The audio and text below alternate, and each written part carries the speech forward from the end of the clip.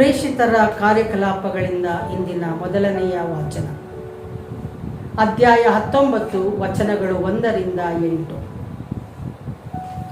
ಅಪೋಲೋಸನು ಕೊರಿಂಥದಲ್ಲಿ ಇದ್ದಾಗ ಪೌಲನು ಮೇಲ್ನಾಡಿನ ಪ್ರಾಂತ್ಯದ ಮಾರ್ಗವಾಗಿ ಎಫೆಸಕ್ಕೆ ಬಂದನು. ಅಲ್ಲಿ ಕೆಲವು ಮಂದಿ ಶಿಷ್ಯರನ್ನು ಕಂಡು, ನೀವು ವಿಶ್ವಾಸಿಸಿದಾಗ ಪವಿತ್ರಾತ್ಮ ಅವರನ್ನು ಪಡೆದಿರೋ ಎಂದು ಕೇಳಿದನು. ಅದಕ್ಕೆ ಅವರು, ಪವಿತ್ರಾತ್ಮ ಎಂಬವರು ಇದ್ದಾರೆಂದು ನಾವು ಕೇಳಿಯೇ ಇಲ್ಲ ಎಂದು ಉತ್ತರಿಸಿದರು. ಹಾಗಾದರೆ ನೀವು ಯಾವ ಸ್ನಾನ ದೀಕ್ಷೆಯನ್ನು ಪಡೆದಿರಿ ಎಂದು ಪೌಲನು ಕೇಳಲು, ನಾವು ಯೋವಾನನ ಸ್ನಾನ ದೀಕ್ಷೆ ಪಡೆದೆವು ಎಂದರು. ಆಗ ಪೌಲನು, ಯಾರು ತಮ್ಮ ಪಾಪದಿಂದ ವಿಮುಖರಾಗಿ ದೇವರಿಗೆ ಅಭಿಮುಖರಾಗುತ್ತಿದ್ದಾರೋ ಅಂಥವರಿಗೆ ಯೋವಾನನು ಸ್ನಾನ ದೀಕ್ಷೆ ಕೊಡುತ್ತಿದ್ದನು.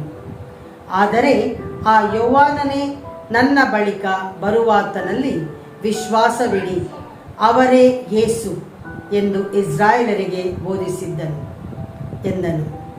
ಇದನ್ನು ಕೇಳಿದಾಗ ಅವರು ಪ್ರಭು ಯೇಸುವಿನ ನಾಮದಲ್ಲಿ ದೀಕ್ಷಾಸ್ಥಾನವನ್ನು ಪಡೆದರು. ಪೌಲನು ಅವರ ಮೇಲೆ ಹಸ್ತನಿಕ್ಷೇಪ ಮಾಡಲು ಪವಿತ್ರಾತ್ಮ ಅವರ ಮೇಲೆ ಬಂದರು. ಆಗ ಅವರೆಲ್ಲರೂ ನಾನಾ ಭಾಷೆಗಳನ್ನು ಮಾತನಾಡುತ್ತಾ ಪ್ರವಾದಿಸಿದರು. ಇವರು ಸುಮಾರು 12 ಮಂದಿ ಇದ್ದಿರಬಹುದು. ಅನಂತರ 3 ತಿಂಗಳ ಕಾಲ ಪೌಲನು ಪ್ರಾರ್ಥನಾ ಮಂದಿರಕ್ಕೆ ಹೋಗಿ ಧೈರ್ಯದಿಂದ ಮಾತನಾಡಿದನು. ದೇವರ ಸಾಮ್ರಾಜ್ಯದ ಬಗ್ಗೆ ಅಲ್ಲಿದ್ದವರೊಡನೆ ಚರ್ಚಿಸುತ್ತಾ ಅವರನ್ನು ವಿಶ್ವಾಸಿಗಳನ್ನಾಗಿಸಲು ಪ್ರಯತ್ನಿಸಿದನು. ಪ್ರಭುವಿನ ವಾಕ್ಯವಿದು. ದೇವರಿಗೆ ಕೃತಜ್ಞತೆ ಸಲ್ಲಲಿ. ಕೀರ್ತನೆ ಶ್ಲೋಕ. ಭೂರಾಜ್ಯಗಳೇ ಸ್ತುತಿಸಿರಿ ದೇವರನ್ನು, ಆತನ ವಿರೋಧಿಗಳು ಊದಿಬಿಡು ದೇವ. ತೇಲಿ ಹೋಗಲಿ ಹೊಗೆಯಂತೆ, ಕರಗಿ ಹೋಗಲಿ ನಿನ್ನೆದುರಿಗೆ ಅಗ್ನಿ ಮುಟ್ಟಿದ ಮೇಣದಂತೆ. ಶ್ಲೋಕ.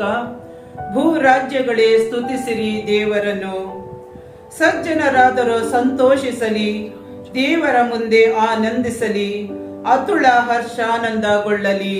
ಶ್ಲೋಕ. ಭೂರಾಜ್ಯಗಳೇ ಸ್ತುತಿಸಿರಿ ದೇವರನ್ನು, ಗಾಯನ ಮಾಡಿರಿ ದೇವನಿಗೆ, ಕೊಂಡಾಡಿರಿ ಆತನ ನಾಮವನ್ನು. ಮೇಘಾರೂಢನಾಗಿ ಬರುವವಗೆ ಸಿದ್ಧ ಮಾಡಿರಿ ರಾಜ ಮಾರ್ಗವನ್ನು. ಶ್ಲೋಕ. ಭೂರಾಜ್ಯಗಳೇ ಸ್ತುತಿಸಿರಿ ದೇವರನ್ನು. ದಿವ್ಯ ಧಾಮದಲ್ಲಿಹ ಆ ದೇವ, ತಬ್ಬಲಿಗೆ ತಂದೆ ವಿಧವೆಗಾಶ್ರಯ. ನೀಡುವನು ಮಡದಿ ಮಕ್ಕಳನ್ನು ಒಂಟಿಗನಿಗೆ, ಬಿಡುಗಡೆಯ ಭಾಗ್ಯವನ್ನು ನೊಂದ ಬಂದೆಗಳಿಗೆ. ಶ್ಲೋಕ. ಭೂರಾಜ್ಯಗಳೇ ಸ್ತುತಿಸಿರಿ ದೇವರನ್ನು. Alleluia alleluia alleluia alleluia alleluia alleluia. ನಾನು ಪಿತನಿಂದಲೇ ಹೊರಟು ಈ ಲೋಕಕ್ಕೆ ಬಂದಿದ್ದೇನೆ. ಈಗ ಈ ಲೋಕವನ್ನು ಬಿಟ್ಟು ಪಿತನಲ್ಲಿಗೆ ಹೋಗುತ್ತಿದ್ದೇನೆ. Alleluia alleluia alleluia alleluia. ಸಂತ ಯೋವಾನ್ನರು ಬರೆದ ಪವಿತ್ರ ಶುಭ ಸಂದೇಶದಿಂದ ವಾಚನ. ಅಧ್ಯಾಯ 16 ವಚನಗಳು 29-33. ಆ ಕಾಲದಲ್ಲಿ ಶಿಷ್ಯರು ಯೇಸುವಿಗೆ, ಈಗ ನೀವು ಸಹಮತಿಗಳನ್ನು ಬಳಸದೆ ಸ್ಪಷ್ಟವಾಗಿ ಮಾತನಾಡುತ್ತಿದ್ದೀರಿ. ನೀವು ಎಲ್ಲವನ್ನೂ ಬಲ್ಲವರು, ಪ್ರಶ್ನೆಗಳಿಗಾಗಿ ನೀವು ಕಾಯಬೇಕಿಲ್ಲ ಎಂದು ನಮಗೀಗ ತಿಳಿಯಿತು.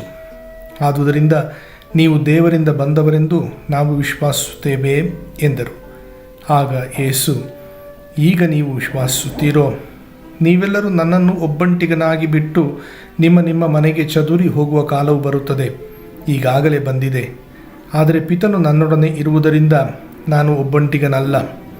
ನಿಮಗೆ ನನ್ನಲ್ಲಿ ಶಾಂತಿ ಲಭಿಸಲೆಂದು ಇದನ್ನೆಲ್ಲ ನಿಮಗೆ ಹೇಳಿದ್ದೇನೆ. ಲೋಕದಲ್ಲಿ ನಿಮಗೆ ಕಷ್ಟ ಸಂಕಷ್ಟಗಳು ತಪ್ಪಿದ್ದಲ್ಲ, ಆದರೆ ಧೈರ್ಯವಾಗಿರಿ, ನಾನು ಲೋಕವನ್ನು ಜಯಿಸಿದ್ದೇನೆ ಎಂದು ಹೇಳಿದರು. ಪ್ರಭುವಿನ ಶುಭ ಸಂದೇಶ. ಕ್ರಿಸ್ತರೇ, ನಿಮಗೆ ಸ್ತುತಿ ಸಲ್ಲಲಿ. ಪ್ರಿಯರೇ, ಪ್ರಭು ಯೇಸು ಶಿಷ್ಯರಿಗೆ ಹಲವು ಬಾರಿ, ನೀವು ನನ್ನನ್ನು ಹಿಂಬಾಲಿಸಿದ್ದರಿಂದ, ನನ್ನ ಶಿಷ್ಯರಾದ್ದರಿಂದ ಜನರು ನಿಮ್ಮನ್ನು ಧಿಕ್ಕರಿಸುವರು, ಇಲ್ಲ ಸಲ್ಲದನ್ನು ನಿಮ್ಮ ಮೇಲೆ ಹೊರಿಸುವರು, ಆಗ ನೀವು ಧನ್ಯರು ಎಂದು ನುಡಿಯುತ್ತಾರೆ.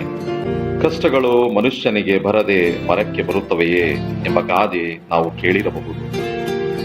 ಆದರೆ ಯೇಸುವಿನೊಂದಿಗೆ ಗುರುತಿಸಿಕೊಂಡಾಗ ಇನ್ನೂ ಹೆಚ್ಚು ಕಷ್ಟ ಶೋಧನೆಗಳು ಬರುತ್ತವೆ ಎಂದು ನಾವು ಮನಗಾಣಬೇಕಾಗಿದೆ.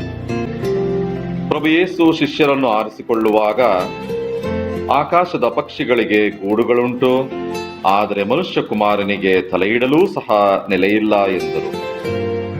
ಅಂದರೆ ಯೇಸುವನ್ನು ನಾವು ಅಂಗೀಕರಿಸುವುದು ಸುಲಭದ ಮಾತಲ್ಲ, ಬದಲಾಗಿ ಕಷ್ಟದ ಮುಳ್ಳಿನ ಹಾದಿ ಎಂದಿದ್ದರು.